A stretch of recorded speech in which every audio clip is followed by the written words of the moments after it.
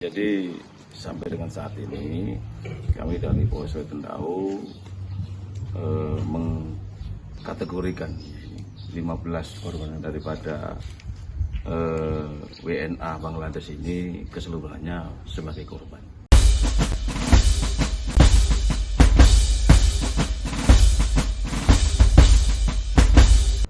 Ya, kami belum menemukan pelaku di sini. Jadi untuk sementara ini sebagai korban, namun berdasarkan keterangan yang kami peroleh, beberapa dari mereka menyampaikan bahwa mereka tidak sendiri ya, ketika masuk ke Indonesia melalui Medan, kemudian ke Jakarta 1,5 bulan yang lalu dengan kapal ikan yang besar itu ternyata tidak hanya, atau keterangan mereka itu tidak hanya 15 saja, tetapi masih ada 26 yang lain.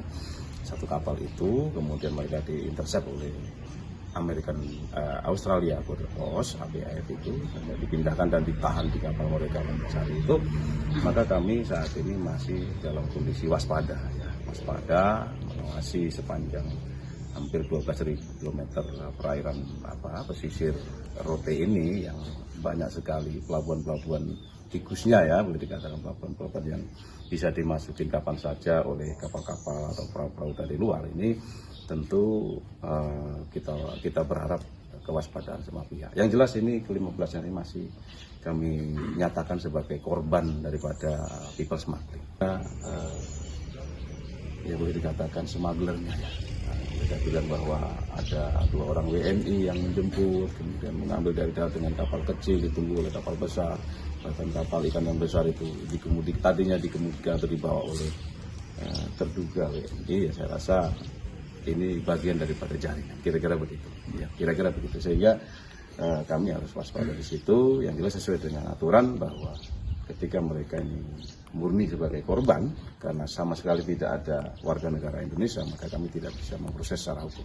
Berharap tentu saya selaku yang bertanggung jawab terhadap keamanan, ya, mereka ini tentu ya berharap bisa menyeberang ke Australia. Nah, posisi terdekat dari Australia itu adalah Rote.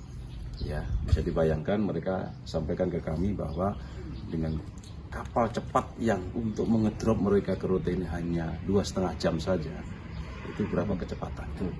Maka tentu untuk mengantisipasi hal itu tidak bisa dipungkiri dan tidak bisa dihindari lagi, harus memperkuat pengamanan di Rote ini. Ya, imigrasi diperkuat, Polair diperkuat, TNI ALI diperkuat. Itu mungkin mohon bantuan pemerintah pusat juga kepada kita untuk bisa mendapatkan kapal yang jauh lebih besar untuk disinggakan ke Polres Rotendao atau Polair untuk mengantisipasi misalnya kalau ada datang lagi imigran gelap yang memasuki daerah Indonesia khususnya di Kabupaten Rotendao ini. Ya, itu yang bisa dapat kami sampaikan.